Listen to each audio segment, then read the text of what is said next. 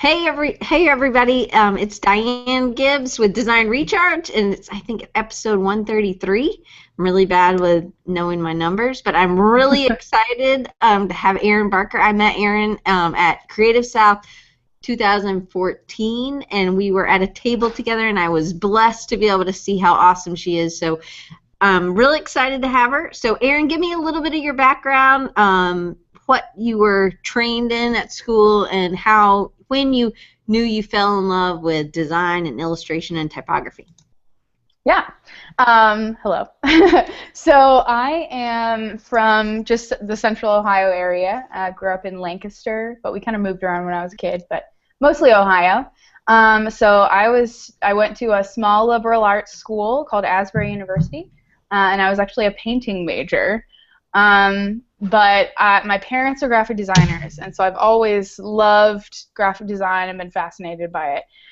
So I knew maybe halfway through college, probably maybe closer to senior year, that I kind of wanted to look into illustration because that seemed to be sort of a melding of both of those ideals of fine art and design. And tried to get into grad school, but I was an idiot and I didn't have a good portfolio, so that wasn't on the table. But yeah, so basically after that I have been doing some freelance on the side, and a couple of years ago, I think 2 years ago, I started doing freelance full-time, and I've really, really been loving it ever since. So your parents, both artists, both designers, are they more illustration bent, or are they more designer? They don't do as much illustration. They really are more just primarily design. So, and they have always been incredibly supportive of my work, and my sister is a videographer and graphic designer as well, and just like for both of us, super supportive and just awesome in like training and kind of giving us little tips, and then just do whatever you want to do. We love you and you're awesome. And that's awesome. They're the best. I would say they're like one of the biggest influences, you know, and biggest voices in my life that's just been like, go and do this because you're good at it. So that's awesome. So what did they have jobs, or did they work for themselves, like entrepreneurs? They own their own company, but my dad worked for a firm for several years when I was in junior high, but then he decided to, you know, go out and do his own thing, and then my mom joined him a few years after that and kind of did the books, and then also took off some of it. He just had like so much on his plate, so she kind of took off a little bit of his workload, and they've been doing that. Partners in crime ever since. That's pretty awesome. I always think that kids of entrepreneurs have a little leg up when they're starting their own business, because they understand what it takes and how much time it takes and the commitment level. So I'm real excited. And Danielle, I don't know if you can see the chat, but she said, my lovely camp friend. So she yes. Hey, Danielle. Yes.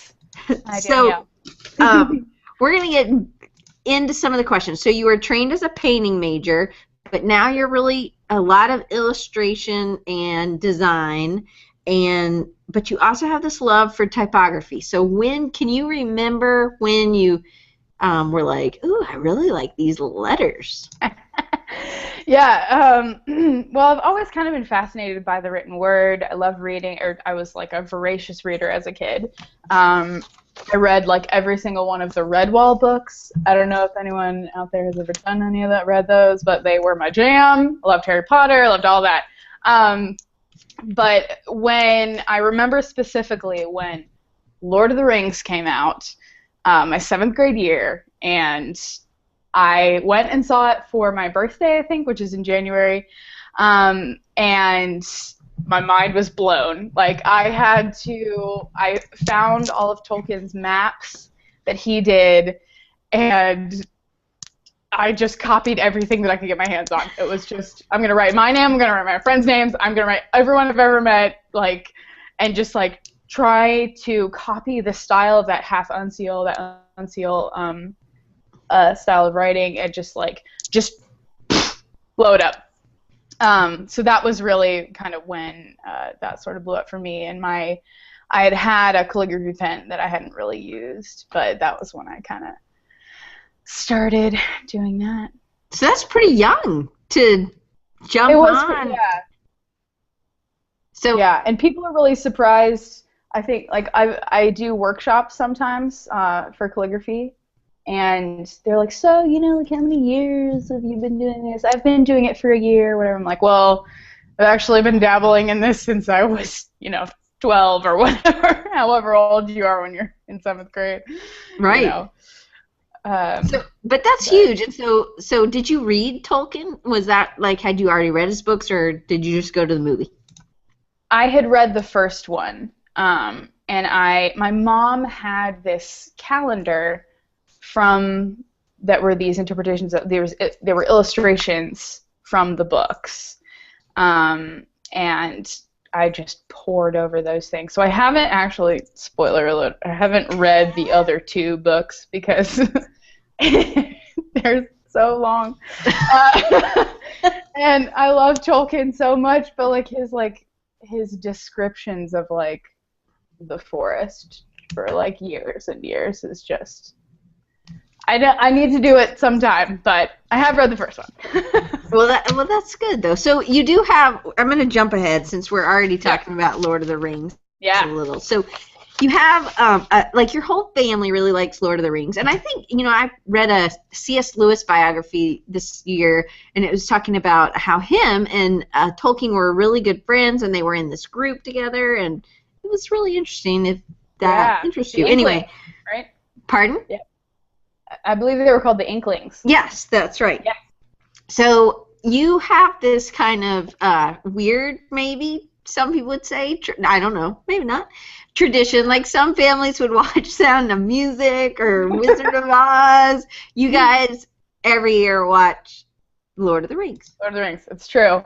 At Easter time, my family, we all get together, and some of our college buddies will come over, and we watch all 3 Lord of the Rings extended versions, and there's a constant commentary that's going through the entire thing, whether that's quoting everything or making fun of whatever's going on. This last year, we quoted all of the lines in a New Zealand accent, in this sort of nasally. So we're saying all of Legolas's lines in this nasally accent. Oh, that's hilarious. I'm gonna pull up your Instagram feed because I want to show them your so this year also, besides the commentary, the New Zealand accent commentary, you also were creating these sketches. And so was this new, or are you normally drawing when you're doing it, or what? I do love. I've done several like this before, where if I'm watching my favorite movie or whatever, and because I've seen it so many times, I'll know it all, but I start doing these little sketches of just the characters doing silly things, and I love it. So I did Lord of the Rings this past time. I've done a lot of Jane Austen. And I did Gladiator, which is one of my favorites. But so I pulled it up. So let me again, I'm coming from. So I'm just gonna click through a couple of these. Yeah. But again, this is where one of these, when I always try to go through people's social media when I'm doing my research, and one of the things that was so evident in all of your, I mean, really in most of your work, you have this kind of humor, and you're really witty. And I think part of that has to do with your love for reading, and that you have a love for words. But even in these sketches, they're really funny, and you're kind of bringing it to, like, I don't know, modern day a little bit. So you want to talk about like this one, and then I'll move to the next one? Yeah, well, because Gandalf, it's the Gandalf one, right? It's really tiny on the screen there. So. Oh, sorry. No, it's okay. Well, Gandalf comes back as Gandalf the White, and there's this scene where he like calls Shadowfax, his white like horse, and he does this insane whistle thing that like goes on for years, and so I just thought capturing that little moment was good. And just there have been lots of jokes about like Gandalf. Well, in Lord of the Rings there are like no black characters, no African American characters at all, like very little like people of color at all, and so there was this. Have you seen those Honest trailers? And it's like Gandalf the White comes back even whiter, and like, right. It's like, oh my gosh. Well, I see the brilliance radiating, so that was really yes, clever. the brilliance radiating is pretty good. And so then this is the one of the dude, I am no man. Yeah, Eowyn like chops off the Nazgul's head at the end of like there's like the big Witch King, and he's like, whatever, no man can kill me, and she's like, dude, I am no man. It's like right. It's exactly how it happens too. So and then I'm just gonna click through some of these, but I just think that you definitely are seeing your humor. Talk about a little bit of your scale. So how big is this sketchbook? It's this sketchbook right here. It's not very big. So they're like oh yeah, big. yeah. So not super big. And I normally will work about this size. Not much bigger than this. Though sometimes like it's really like freeing and really fun to go a little bit bigger. But yeah, normally it's about that size.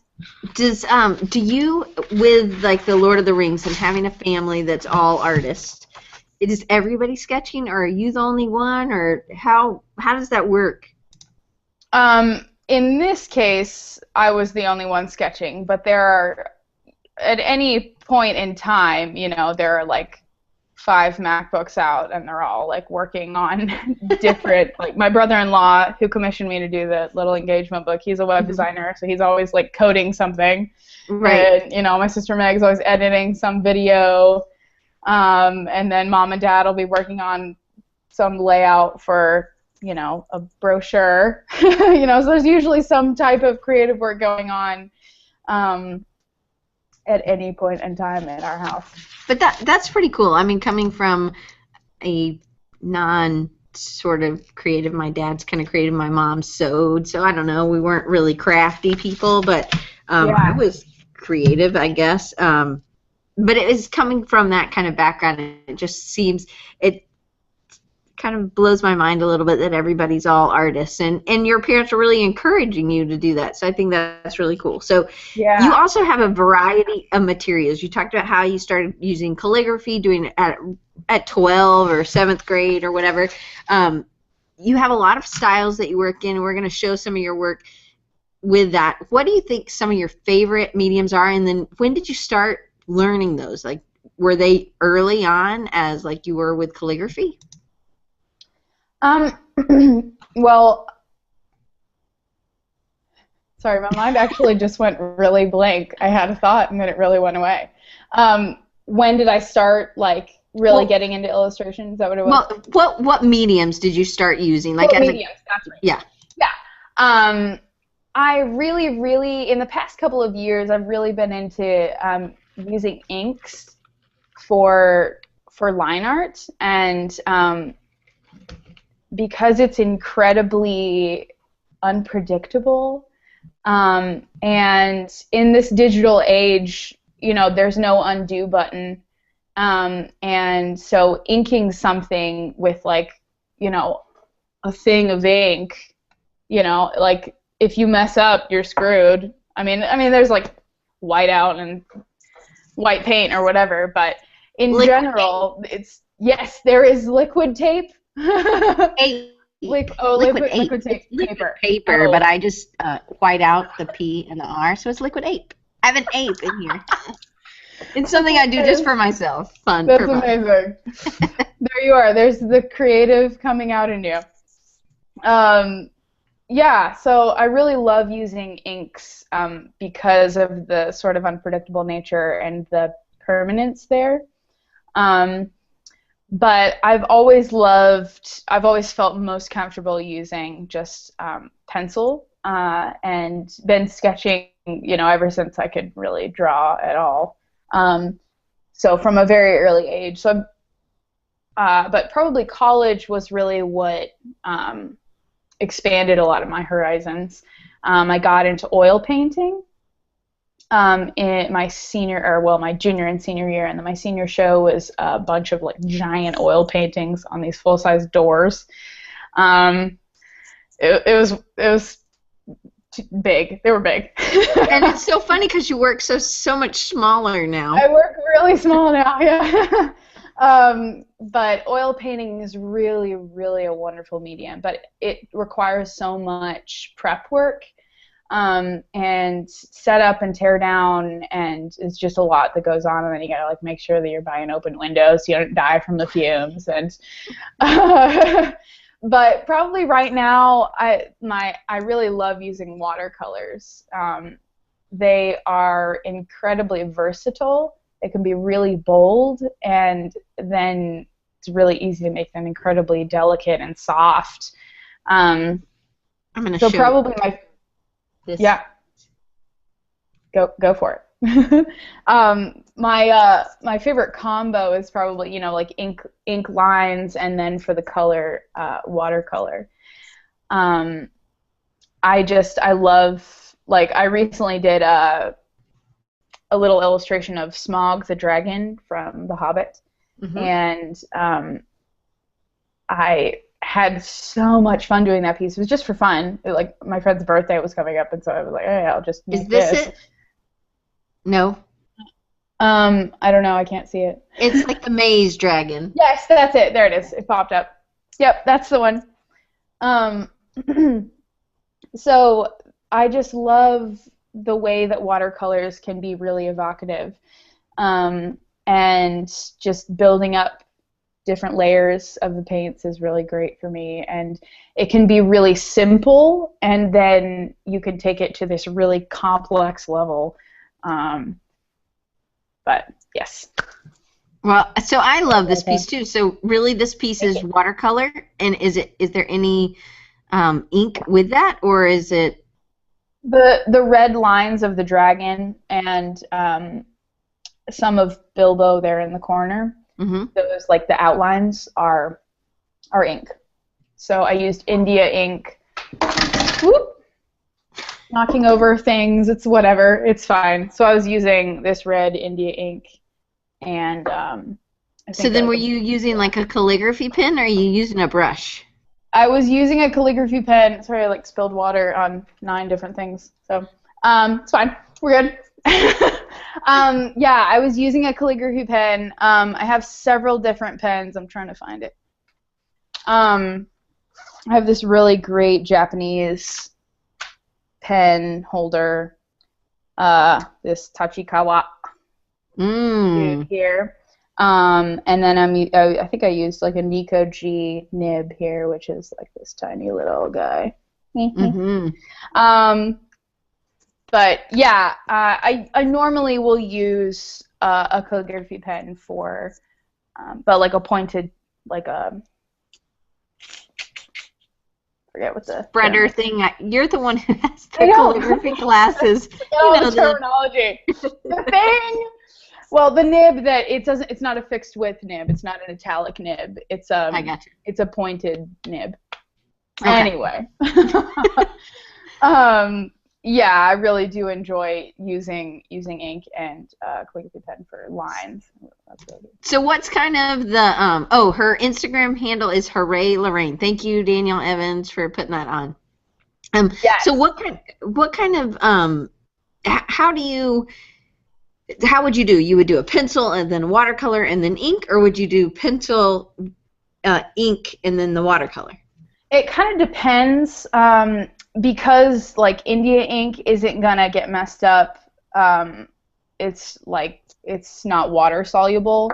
So I I think for this particular piece, I did a sketch in pencil, and then I did the watercolor over top because I wasn't sure too. A lot of when I work, it's very fly by the seat of my pants. Like, see how it turns out, see what it needs. Like, I didn't even know if it was going to need ink lines. So I normally will do first the watercolor, and then if it needs ink, I'll do that on top. So then what about when you're working, if you're trying to learn a new, because I know you're always you have lots of different styles and you have lots of different mediums. I mean, you're not always like, hey, this is what I do, ink, watercolor, the end. You know, how do you learn a new tool, and how do you go about that so that somebody else, if they're trying to learn it, you know, what do you do when you hit a frustration point? Like, what are some tips? Something that has helped me is the recent appearance of Skillshare. If there's something that I'm interested in looking at, so a bit ago I wanted to figure out how better to teach a calligraphy class. So I looked on Skillshare and I took one of Molly Jakes' workshops, and her work is beautiful, and just like, you know, for like $20 or whatever, just saw how she taught and was able to glean a lot of information, and learned a lot of techniques that I hadn't learned before. So Skillshare is a really cool place for that, because then there's also that added interaction. If you take the class like live, like while it's going on, then you can get live feedback from the professors or from the instructors, and see different work from different people. But normally when I want to start a new style or medium, I will look up a ton of different people that I really admire. There's an illustrator who primarily works in like these beautiful like watercolor. His name's Carl Kwasny, and it's, oh my gosh, it's outrageous. His work is beautiful. Jason Segel just put out a book. It's like this fun little kind of like kids novel, and I forget what it's called, like Nightmare or something. Dooba-dooba-doop.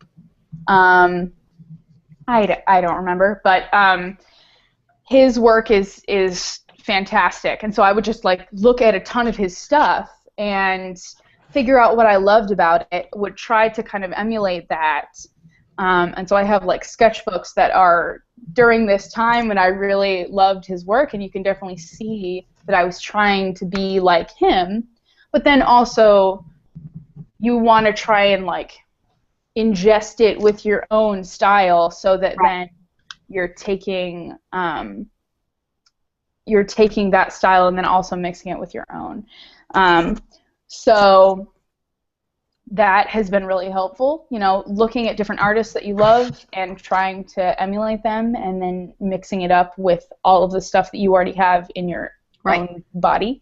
Well, and I think that's how the masters work too, right? The master painters, they would paint exactly how somebody else painted, and then they would make it better or make it their own. And I think that, you know, that's a classic way to learn and to teach, but really you're analyzing what and Brittany said it's called Nightmares. So thank you. Yes. Thank you, Brittany. But you know, it's I think that that's a good way, because you're analyzing, you know, is it the colors, is it the line style, is it the shading, you know, values, whatever it is. So I think that's a great way to go about it. Yeah, for sure. And yeah, trying to really explore different, finding artists that you really like and want to be like, you want your art to be like them. So where have you gone to find them? Sorry. Behance is a really great place. DeviantArt, I was on there like really a lot a few years ago, but there are some really, really great people on there, and it's a good place that you can like search for different stuff and different styles within that community. Yeah, I think that's where I found Carl Kwasny, and I don't know, like also like exposing yourself to a wide range of different things. So like myself being having a liberal arts education, I think made me a better artist because I was exposed to a lot of things that I wouldn't have been exposed to if I had only been like single-mindedly focused on one thing.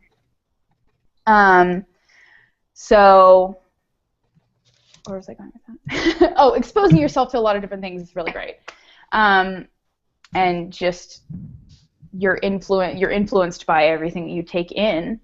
So how much time per week do you spend like in a research mode and taking in, because that's really something you have to keep doing all the time as you grow and as you expand as an artist. How much time, because a lot of times like this is kind of like marketing for yourself. It's not something you're releasing, you're just doing research and you're trying new things. How much time per week are you committing, or per month are you committing to learning something or to trying new styles?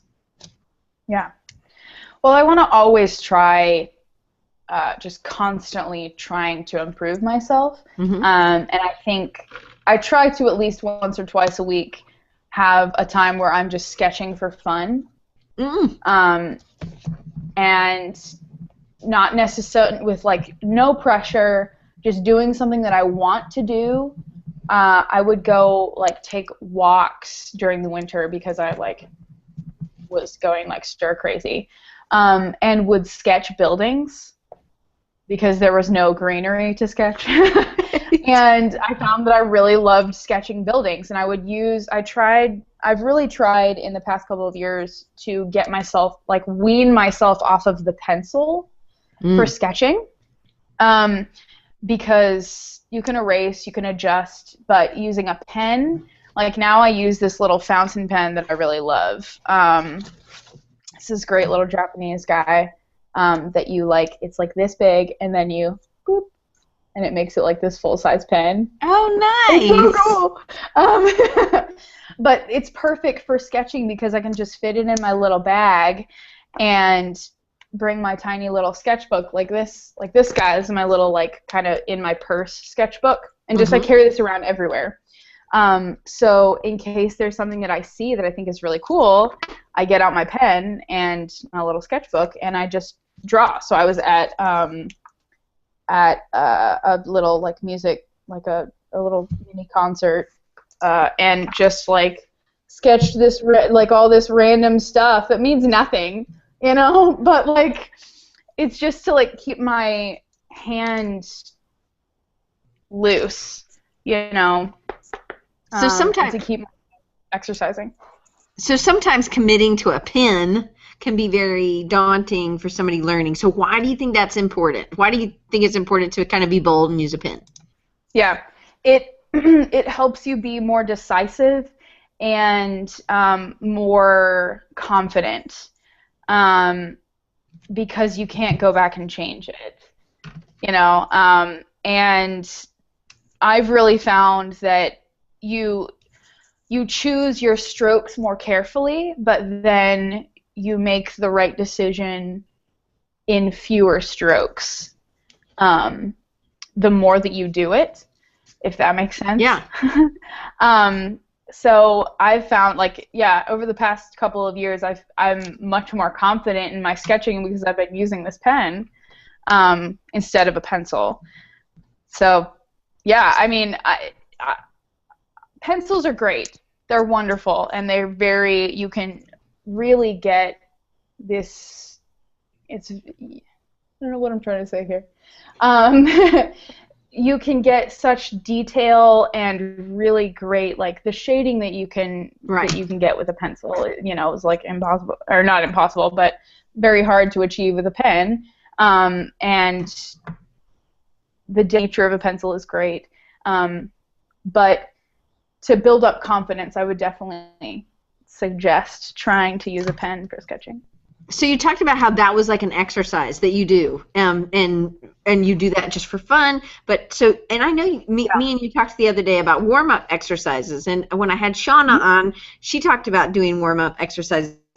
So can you talk about like what you do every day, or a lot of times during the week to exercise. So one of this was going on a walk and then sketching with a pen in your little smaller sketchbook. So what are some other things that you do?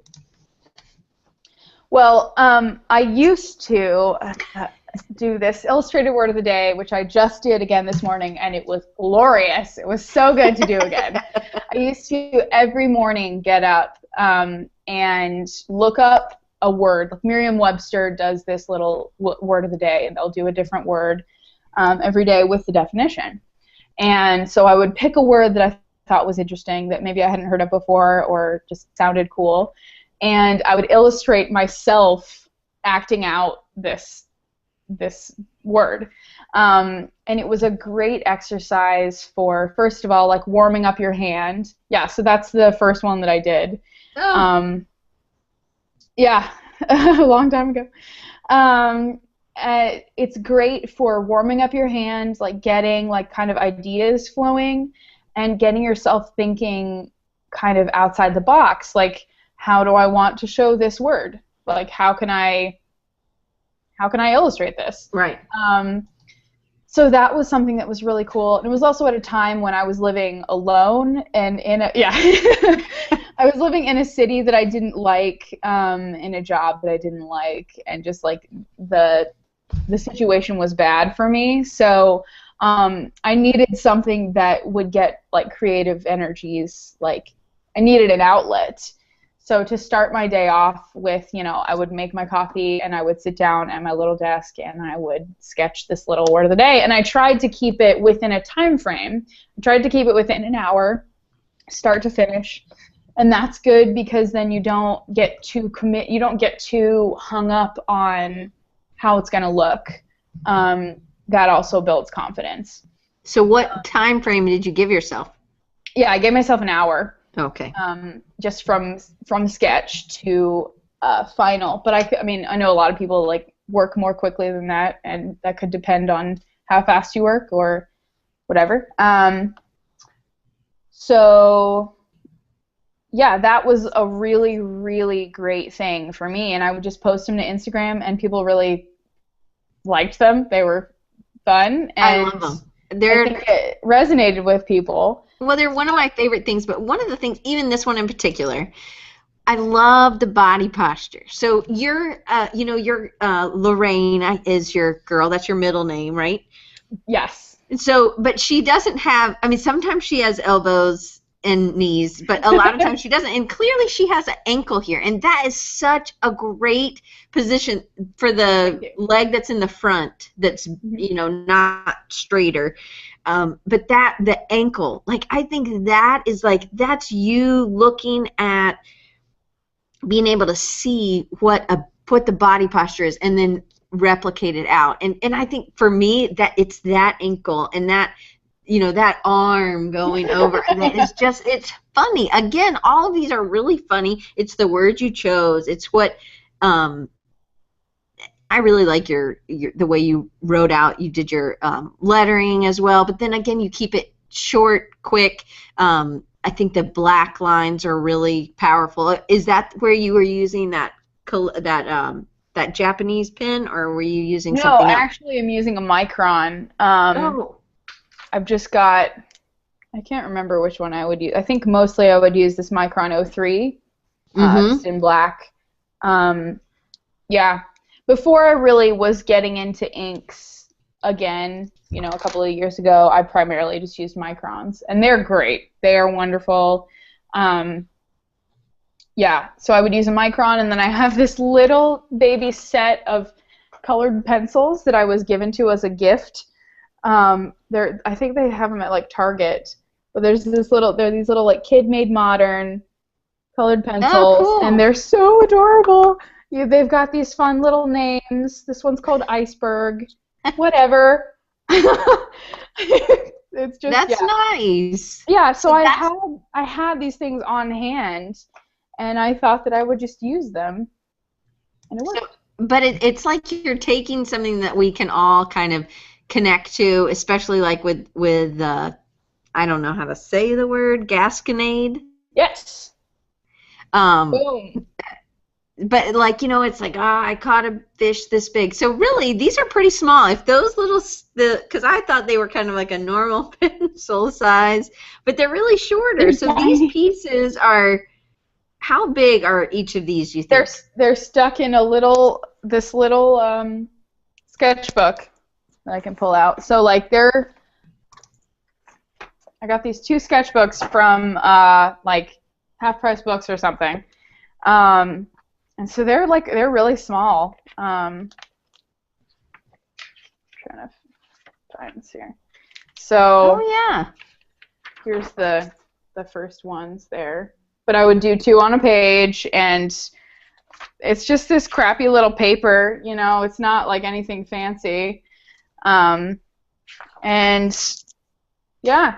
But it's working on your style, or yes, using different tools. It's also working within an hour, so you're working on. You had to do your research, find the word, and then you had to think about how you were going to execute it. So it's not just the execution; it's also the concept behind it, which I think is a really great exercise. Instead of just, hey, I'm going to draw a dog. It's like, no, you did something different. And I thought that was really smart.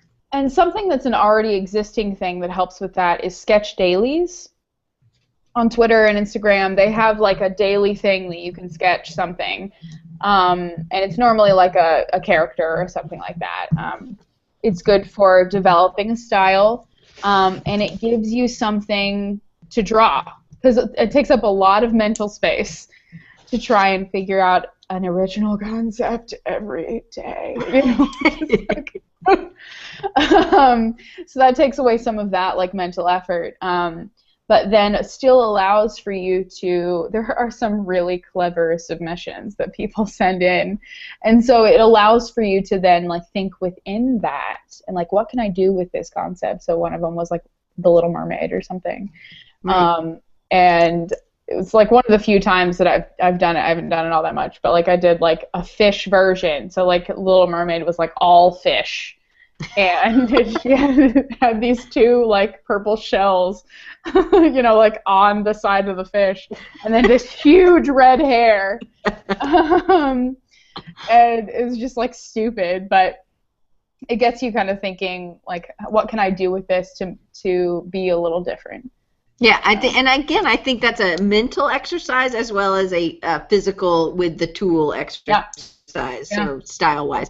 This is one of my favorites. I love your like facial expression, and I love the little cat. And so his name's Pajama Cat? Yes, his name is Pajama Cat. He's a little original character.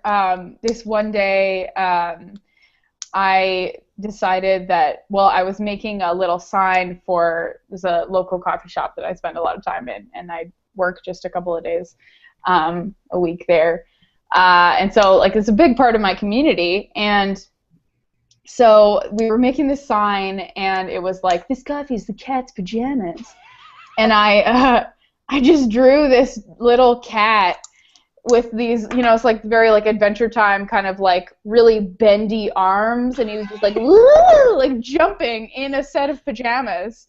And so like from that, my friends and I, we were like, okay, Pajama Cat, this is a thing. It's gonna be a thing. And so I just continued to kind of sketch this little cat in pajamas. And trying to find him more. Yeah, he's a lot, kind of far down, I think. I'm still scrolling. No, scroll away. Load more. I love this one too. Let me click to this. Oh. When and because a lot of times people would say, "Oh, I don't feel good. I'm not going to do anything." And when you're working for yourself, you're working at home. It's not like you can go. You don't have to go to the office. You live at the office. So. But I thought this was such a nice, and it's a different kind of style drawing that what other things that you were posting. So I thought that was really nice. But I'll keep looking for Pajama Cat. Yeah, he's just a fun little, when I'm bored, what should I draw? I guess I'll draw Pajama Cat. And so one of the things I asked, I said, because a lot of times like Shauna has her dog, Teddy, and I was like, you're home alone. I know you have a roommate, but your roommate doesn't work at home. So how do you deal with being alone so much? And And this one's Pajama Cat, I think, at the coffee shop, true. right? That is Pajama Cat. You are correct. Pajama Cat also has a slew of friends. I think a couple days later I posted one with Denim Bear, who's a much less enthused member of society. Oh, yes. He's like too cool for school, kind of like, I guess this cappuccino looks good or whatever. I don't know. I really liked him, too. He was fun. Anyway. Yeah, so what were you saying about Shauna? So, but how do you work alone? You know, how do you deal with being home alone, or does that really infuse you, or do you people have to be like, hey, you need to take a shower, right? We need to go out or something. Put out some deodorant or something. I'm definitely an extrovert, so I need to be with people. So, and I do work at home. This is my little work station. There's my little coffee, and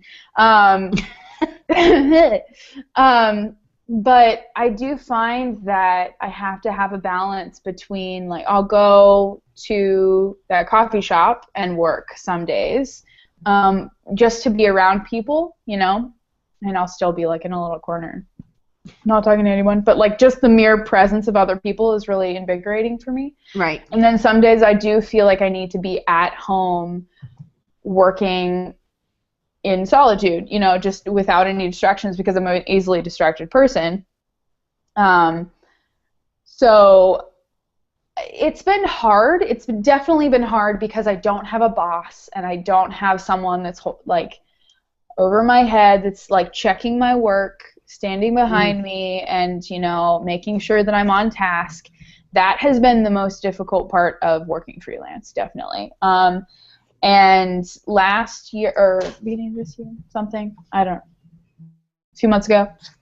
Yeah, beginning of this year, I kind of had like this little crisis where I was like, what am I doing with my life? I'm just going to quit. Because I felt like I had very little direction, because I didn't have anyone telling me what to do. So I had a chat with a really good friend who is like uber organized, and she was just like, I think you need a little structure. So like I think you just need some structure and then you'll be fine. So like I got this, like I'm not a calendar person, I'm not a schedule person, but I got this, like I made a little like weekly schedule for myself that marked off specific times for me to design, specific times for me to go to the gym, for me to, you know, I hang out with my cousin and his wife every week, so family dinner is there at the bottom. So like there are times when I have certain things, and then there are times when I have to be designing, and then the rest is free time and I can do whatever I want, you know. So to have that basic schedule to work within has been incredibly helpful.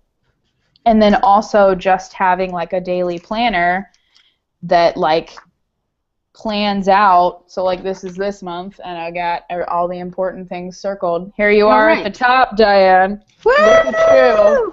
I made the calendar! Hey! But like just having a visual of these are the things that are happening in this month. I mean, it's been like insane how helpful it is. And so that, at least for me, I don't know, everyone works differently, you know. Right, absolutely. But that is something that's really worked for me. What about critiques and like getting feedback? And do you have like a group, or have you found a group in Cincinnati that kind of acts like that, or do you use somebody from school and then you just Skype, or what do you do? I don't have a specific group. I would love to have a specific group to like go and like share work with every week or every couple weeks. And I have a couple of friends that are in more creative disciplines. One's a photographer, one's a writer, and we talked about forming kind of an Inklings group, but that hasn't really happened yet. But normally I will send stuff to my sister, and because she's also like, we like get each other really well, and we're not afraid of telling each other if something sucks. The trust. Like, you have that trust. Yeah, definitely. And we're both really close in age. We're less than 2 years apart, so like we definitely have that like sister friend kind of relationship. Um, and so we'll critique each other's work really intensely, and that helps a lot. But other than my sister, I think just kind of trying to, like, when I post stuff, I might post something on social media and say, hey, like, I'm working on this. Like, I might ask, like, what do people think or whatever. The Dribbble is a really good place for that, and I haven't been on Dribbble in a really long time. But that's a really good place for that, especially with illustration. Less so with like logos and more like graphic design stuff, because I don't know, it's hard to get across some pieces in that are like a publication design or something that has multiple a series. It's hard to get that across on Dribbble in just the one picture or like the picture with the attachment. I agree with that. Yeah. But yeah, just like the internet is a really great place for finding a community that can be supportive and give good critique. That's not just gonna like destroy you, you know? Right. Yeah, and I think that the illustration, well, and design for at some point too, but like illustration, I think is a really supportive community. Just very much like, at least everything that I've experienced has been very supportive and very much like, you know, we're just like all in this together. This is great, you know. Well, I know Brittany, we're friends on Facebook, and I met her at Creative South, and she's an illustrator, and she saw your stuff, and she was like, oh, this looks really good. And I'm like, do you guys have similar kind of style? Cool. I mean, fun. You're both kind of light and fun. It kind of has... check Brittany out. Yeah, Barnhart. I'm pretty sure that's who that Brittany is. Awesome. But if not... Okay.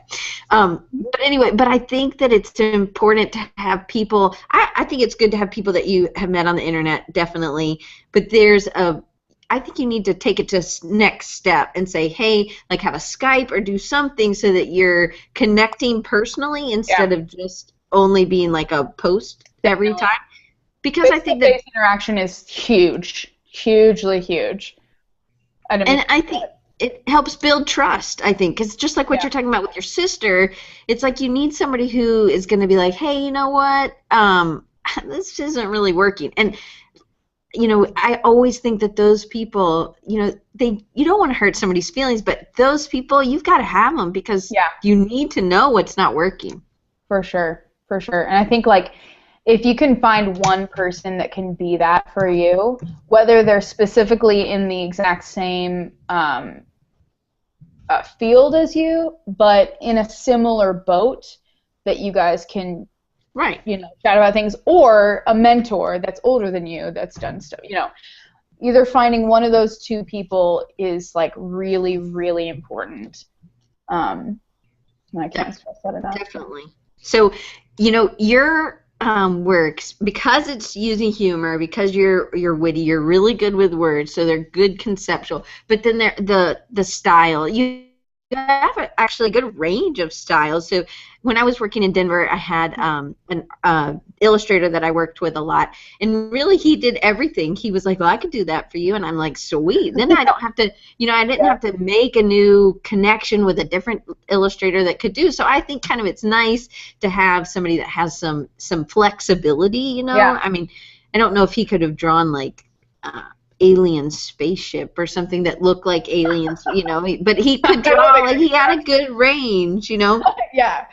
But you make me want to draw. Like, that's how inspiring your work is to me, and it's fun. Like, I'm like, oh, it's just so much life. So did you do a lot of like figure drawing, or do you draw a lot when you're sketching? You go out on the town and you're people watching.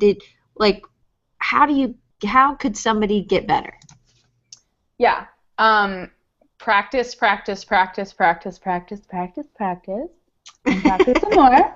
But like just literally like go to the zoo and like and draw the animals. And like the more that you're just observing, I did take a figure drawing class in college, and a lot of drawing classes, and I've been drawing for a really long time.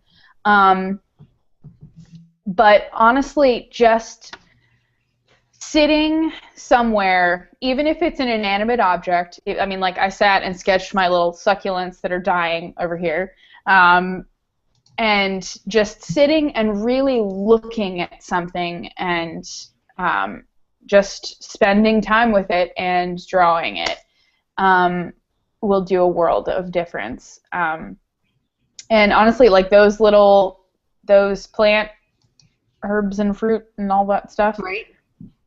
Those were just, I needed to, you know, be out, and there was one day where I went and like picked some flowers and brought them in, and I just looked at them and sketched them for an afternoon. And so that kind of spurred that series of the thyme and the rosemary and the pear,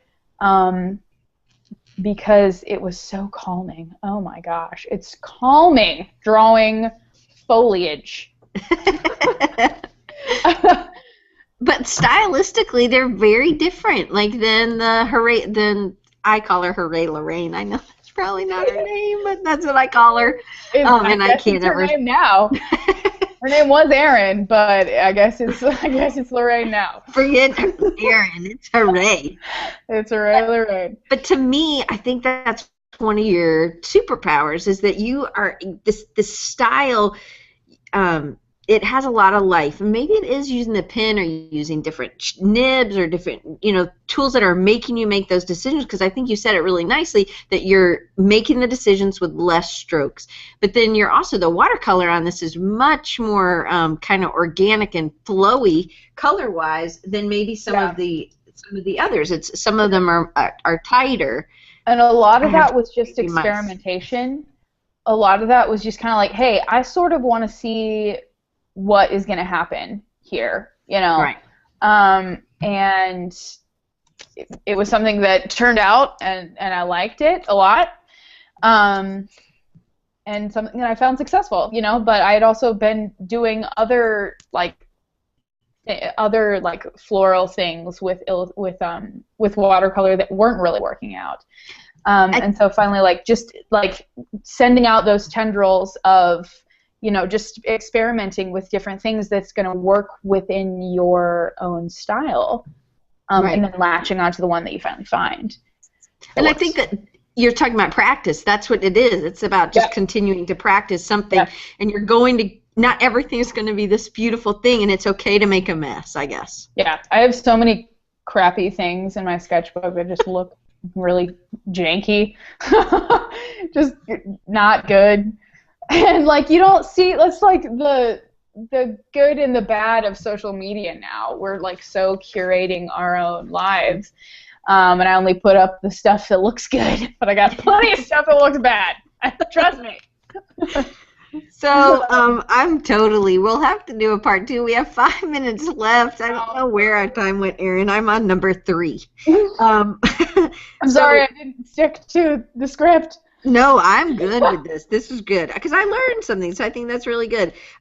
So when you're working on a new style, do you, with these botanical things, I think of those as little side projects, and where you're practicing and you're trying to do something and experiment, is that something that you'll work on and then you'll get it down and you'll kind of perfect it and then say, hey, this is another style, and you show a series, or what? How do you do that? Or not anything I said? Yeah. I don't know. I mean, a lot of it is, again, doing that experimentation and picking what I like and then honing in and working on that style. But I don't know, for that, the dragon piece, for the smog piece, that's very stylized. A lot of that is from Cartoon Saloon. It's Cartoon Saloon, right? They put out this really great little animated short film, not short, it's an animated film called Secret of Kells that is outrageously beautiful. If you have not watched it, please watch it right now. Maybe not right now, but like in a second. And a lot of that, the style that's in that piece comes from the feel of that movie. And then also, you know, like different, that like kind of the geometric forms that you can find in, I don't know, great like stained glass and, you know, just I love simplifying forms. And I don't know if that's just an extension of my, like, I don't know, some part of my personality that I really like enjoy simplifying and making something look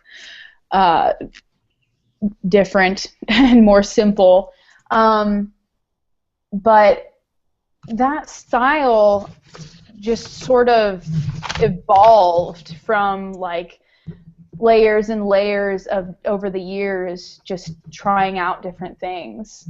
And I don't know how exactly, you know, to tell people to, you know, like this is how you can, you know, do a style, or this is how you can find a style, only that like finding something that you really feel you can be confident in, or you can become confident in, and then like something that you really feel is an extension of your personality that you can really, because if you care about the whatever you're doing, then that's going to show in your work. Right. I was just listening to Andy J. Miller's Creative Pep Talk, which is fantastic. And he was saying, you know, if you don't care about it, no one else is going to care about it. So do something that you care about, and especially like within illustration or within design. Like if you are not passionate about this thing that you are making, then that is going to come through in the end result. And especially as a freelancer, you know, if you're not passionate about, I mean, I think you have to get on board. You have to pretend like that is, you are part of that team, no matter what it is, and you have to really back them up and feel like you're helping them, you know, get more sales or get more, you know, volunteers or get their message out. And I really think it's important to kind of jump on that. And I agree, a lot of times designers will be like, man, I don't really like this. And that's fine. Sometimes we have to do work like that. But hopefully the majority of your time, I'd say 80% of your time, you're doing work you love. Yeah. Yes. And I want to keep it that way. And I mean, also, you can't always be doing stuff that you love all the time. You know, you still have to keep the lights on. And, you know, sometimes we all have to do things that we don't want to do, and that's part of life, and that's part of, like, growing and learning to do those less savory things. But also really trying to find the things that you do love to do, so that the majority of the time you can be doing things that you love doing, you know, is definitely muy importante. All right, Erin. Well, just in case. Well, I knew I didn't understand it, but I figured maybe somebody else did. Yeah. Well, we are out of time. It's 2:30 already, so I'm going to share how people can get in touch with you and how people can follow you. And let me move this window over a little bit so I can get back to your thing. Your website is erinbarkerillustration.com, which I'm going to put over there in the chat. And then your, there he goes. And then let me just make this window smaller, and then I can keep them both up and not have to move them over. And then Twitter and Instagram, your Hooray Lorraine. Hooray, correct. 2 O's, not 2 R's. 2 O's, one, well, I guess 3 R's total, but. Right, but not connected together like that. Yes. And then this is Facebook. Yeah. See, hopefully I can get that on there. So then that's a good way. So is there a better way for people to she's the sweetest person. Thanks for coming, Dad. Yeah, yay. Oh, so Brittany wants to know if you're going to WMC. Yeah, I don't Fest, know. I guess. I would love to. I've been wanting to go for a couple of years. I would like to. I don't know if like schedule-wise that'll work out. But hopefully, we'll have to see. So you haven't only you're not just an illustrator, just a designer. You're also doing these classes. Can you just go a little bit, because that's another way for designers to make a little bit of extra money. Yeah. And then I know as a freelancer, it can be stressful to. Do you feel like you take on more work than you need to, or do you feel like, hey, I have a good plan. I know I've used my calendar now, Right. and I don't overcommit, or like, and how much do those classes kind of make you feel better about what you're doing? And get your name out there, I guess. It's something different that's really something that I get a lot of fulfillment out of. I love teaching. And because I'm a people person too, like I get to hang out with people and tell them about like what I like doing. Right. Win-win-win situation. But that has been excellent because it's been something different. I'm not just sitting down at a desk and I'm making, but I am actually, sharing my knowledge with people. Has been really, really fun. And, teaching isn't for everyone. Not everyone loves it. But it's been something that I have been able to do. And so, like, I just do these little workshops. I'm probably going to do one towards the end of the summer, maybe in August. But, yeah, it's just been something that I do at a local coffee shop, and people show up, and we learn and hang out, and there's coffee and donuts. I don't know. But yeah, it's been an excellent like change of pace. And I've had to learn the hard way how much work to take on. And when you do your own, do your contracts. You're doing your own contracts. Yeah, I'm doing everything on my own, which has been a learning experience as well. And that's probably my next step, to like maybe look into getting an agent and having someone represent me. But I have had to learn like, contracts, the do's and don'ts, and when to not get screwed over. And also how many projects I can handle at a time. Mm-hmm. And the scheduling, like having the calendar has been really helpful, like, well, this is probably going to take this amount of time, and learning how much time things take, just like, all been very like trial and error, just whatever. It's just been very much like I definitely do not have everything like all figured out and all together. Nobody does, Erin. Right. Which is something that like I think I didn't know, and I think a lot of people don't know just starting out. It looks like everyone has everything all together and they know what they're doing, and which is like so not true. Like it changes all the time, stuff changes, and you have to be flexible, and you have to put your stuff out there in a different way because now things are going, and it's just a hoax that people, I mean, maybe your parents have it together, hopefully, but they I'm sure they feel, I feel like they don't everybody anything. But do you get stressed about? Yeah. Oh my goodness. Yeah. And I mean, stressed at home? Well, I'm talking about like stressed about money and about like. Oh yeah. Because you don't know from month to month, like when like this month is a really busy month and I've got like tons of projects and it's great.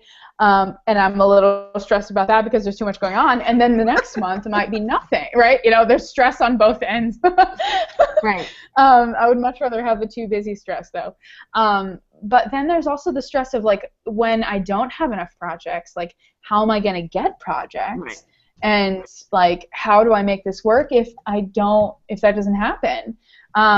And I've been incredibly blessed that projects have continued to come in, and I haven't had to do like a ton of self-promotion other than social media. Like I try to post, every couple of days on Instagram, and I try to go ahead. I think another one of your things is though that you're getting out and you don't just stay in your house, that you're talking to other people, because like the piece that's the Holy Land, the piece that was the map, I'm going to pull it up here.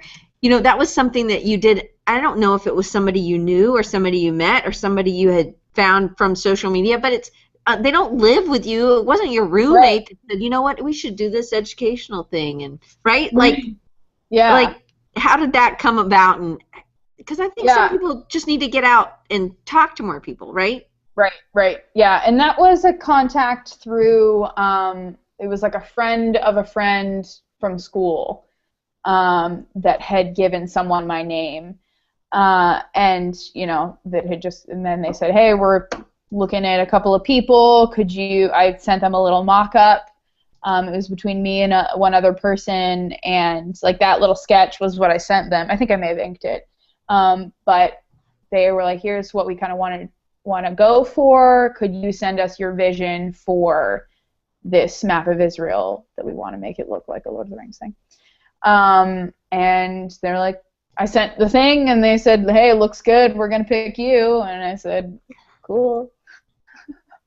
But I think that like that is something, staying in touch with people who you went to school with, and so there's a part of your time each week that you have to be connecting, and it you know, definitely older people call it networking, and it makes you a better person too, like not just being by yourself in like holed up in your apartment, whether you're an introvert or an extrovert, but like getting connected with other people is huge, and it's how you become a better person. Right. You know, by being influenced by other people and influencing others, and allowing yourself to experience the world when we're in this, you know, digital age of like, well, I could do anything from right here. Right. Which is great. Not the same. But yes, I do. It is wonderful. So technology is great. And I think also, like, Brittany's going to WMC. Like, I think Creative South was really good. I was really glad. And you know, me and you met we went to a workshop, and we got to talk to each other during a workshop. And after that too, we met, I think, in the lobby or something. But you know, that I think that those face-to-face or even face-to-face on Skype or something like this, I think is really a way to connect with people, especially if you are working alone. I think it's important. Yep. Definitely. Community. Well, yeah, definitely. Well, Erin, I know we're like over now, but I was like, oh, there's so much more. I mean, really, I took a ton of notes. Oh, wow. Awesome. But I didn't get through many of the questions. So I'll get Ashley to reschedule you if you're up for doing a part 2. And then just so you guys know, next week I launched the website, which still doesn't really work on your phone, so don't look at it on your phone, because I looked at it on my computer and it looked lovely. Yeah, well, on your computer. And then I'm launching something it's a course for designers, really for freelancers, whatever you're freelance, if you're an illustrator, a designer, a letterer, typographer, whatever, and it's called findingyoursuperpower.com, and you can sign up for the newsletter, and you'll get 3 free videos, and Jeremy watched one of them already. The other one's going to come out tomorrow or Friday, and then there's one last one that'll come out next week. And then, but you can sign up for the course now, and if you're at Creative South, you got a discount, and if you're already on my list, you're going to get an email with a discount tomorrow. So hold out purchasing until then. It'll be early in the morning, but it'll be a little bit off there for you, because just for Design Recharge subscribers, give you something a little bit different and extra that I didn't give anybody else. So it's really exciting for me, because I've worked on it for a year, and like for me, Erin, like one of your huge superpowers is your ability to work in series. And I know that that's something you said you would like to do, and like to me, it would be, I think you would be great in magazines, and you have such a great fun style. You could just, I think that could be, you could just wipe up the sea with your work.